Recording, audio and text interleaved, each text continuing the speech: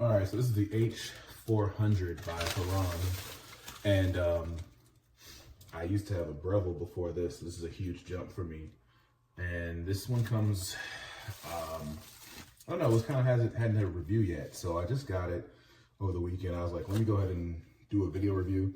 I'm not at all a professional video reviewer. That's why my lighting is not where it needs to be. But as you see, it is a Hurom from the name down here. This is the cup that comes with it. It's only 20 ounces. Pretty small cup. And then of course, this is the pusher that comes with it, which I didn't even realize that it actually came with a pusher. It's right at the top, right here. So with my Breville, I never really prepped anything really. I just pretty much threw it all in there, peels and all, and I just let it go. This one here, I was reading it because it's like a $500 juicer that they prefer, I guess, that you actually, you know, peel things and things like that. But for me, that's not why I got it. I didn't get it to actually do all that type of stuff. So I will cut things up a little bit, but not completely like peel them. So this is ginger here I'm gonna throw in there also. So I got some ginger I'm gonna toss in there. I have some lemons cut in half and quarters, I'm gonna toss in there. I got oranges cut in half, little tangerine oranges, tossing in there. Some limes, tossing those in there. But throw a couple more lemons, 2 more quarters in there. As you see, the mouth is pretty big, a big shoot mouth here. Apple, I will cut that in half. You know, pop the top off, pop the stem off, throw that in there. I will put more apples in there actually, because actually what I was planning on making was like apple ginger type of lemonade. You know, so I'm throwing pretty much that one I cut in quarters just to make more room. So putting all these in there. I'm gonna go ahead and throw some more citrus stuff in there. So we'll throw the other part of the lemon in there. And I guess it helps you put it in quarters. It makes it so you can fit more in there. A couple more limes. I think that's pretty much it. It's probably like maybe 1 lime, 2 apples, 1 lemon, ginger. So it's quite a bit in there. Pop the top, and as you push it down, it does lock into place, which is what that lip is there for. And like I said, it has a pusher to push things down too. On the back, it has like, it says on and reverse. So I'm gonna go ahead and hit the on button. And as for those who couldn't tell from purchasing it, it actually does have a pulp thing here in the back where the pulp goes to. This is the actual on button here. So I'm gonna go ahead, I'll leave it sideways. That way you guys can see how it operates. So I know for me that was important because it did have a review out there. So hit the button and see what happens.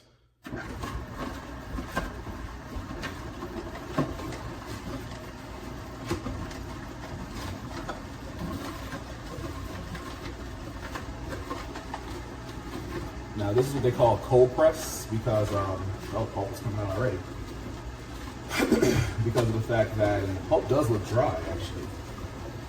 So my Breville, when it spun around, it actually, the strainer that they had inside of it moved so fast that it would heat up the fruit and then to break it down.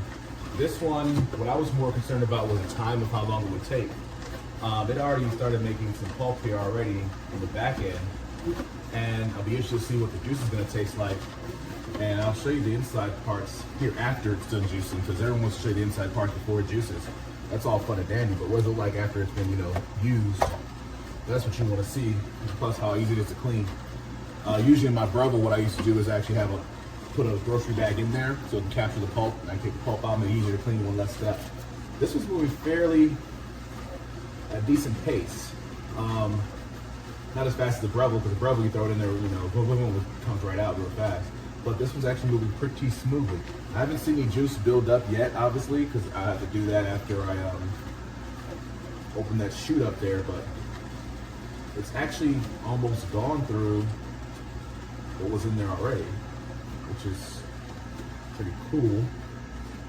And I don't see any juice build up yet, so I'll let it get through the rest of this here, and maybe I'll throw some more ingredients in there, and then debate. Yeah, the pulp is definitely coming through on this side over here. I don't know if you can see it that good on my video,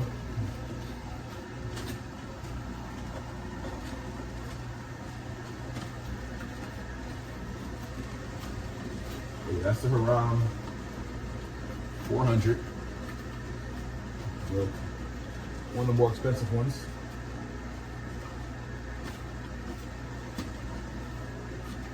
It's almost done there.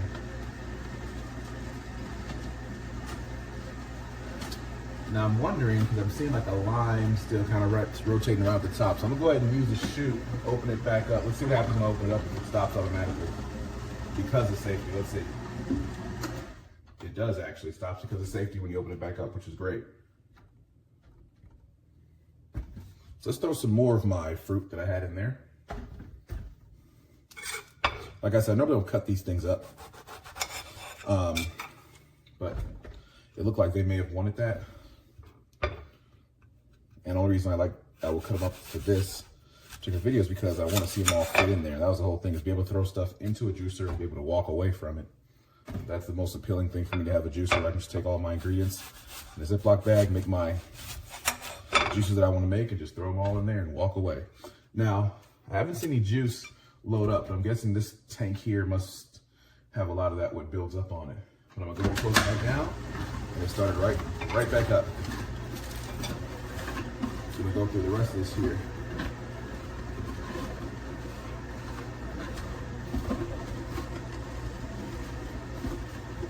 Now this is not where I don't have to actually do anything at all. It looks like I may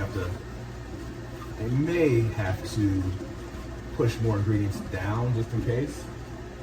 But the fact that I'm not pushing down an ingredient every couple seconds is way better.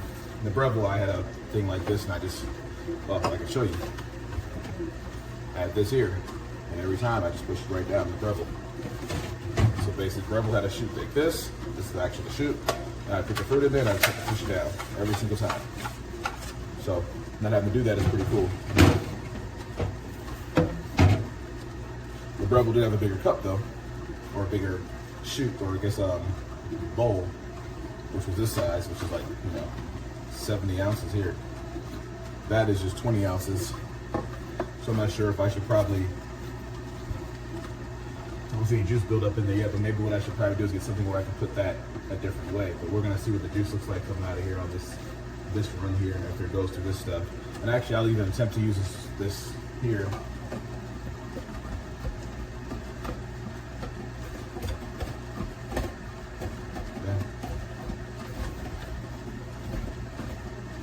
My guess is more with to push the stuff down, I really leave in there. It turns, I feel it turning, so I don't want to break off anything in there. So I'm gonna let it just run this last little course of all that's in there.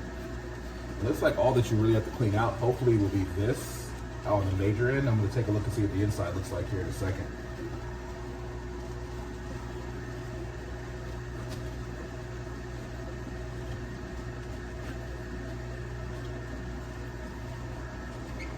This is filling up pretty good back here. And it looks dry, which is the unique part about it. Usually sometimes you use other machines, but for me, I go to use a Breville, other cheaper machines. This usually comes wet. This looks dry. I'm gonna assume that you put one amount in there and then you kind of go with that one amount, because I do see like juice here at the top. So I don't know if that's what's supposed to be happening, or this is filled up so much that now the juice is leading up to the top. But either way, that might be the best thing to do. You put one amount in there that fills it up, and that's all the juice you should really make, which makes sense.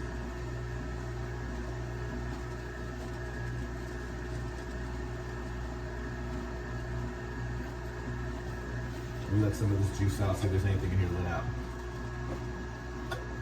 Actually, I'm gonna show you guys on camera, that way you guys can really see it. Oh, there it is.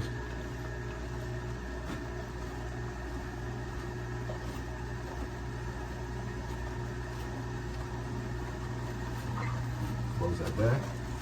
And I was right. Once you put that amount of stuff in there, whatever's in there is your juice, it makes it for you. So this is what came out so far. I can't really talk too much about the color of it, because sometimes they say, the color is brighter or this or that, but it looks good. Does look smoother, not as much froth in it as I'm used to seeing, so let me try it out.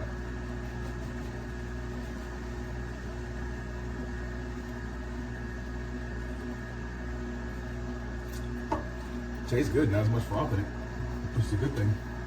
It looks like everything is done now.